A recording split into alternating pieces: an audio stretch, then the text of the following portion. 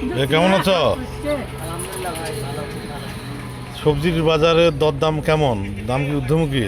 আছে সীমিত। সীমিত। যদি একটু আজকে বাজার আপডেটটা বলতে, এটা কোন জায়গায় লোকেশনটা? এটা বালাসিরে বাজার। বালাছিড়া বাজার, ডোমেরহাট, রামজীবন, সুন্দরগঞ্জ, গাইবান্ধা। ওই মিষ্টি কুমড়া কেজি কত? মিষ্টি কুমড়া 30 টাকা কেজি। তার বাঁধাকপি বাঁধাকপি 20 টাকা পিস। 20 টাকা পিস। ওই কালা বেগুনটা, 50 টাকা কেজি। টমেটো, টমেটো 50 টাকা কেজি। সিম, ডিম 50।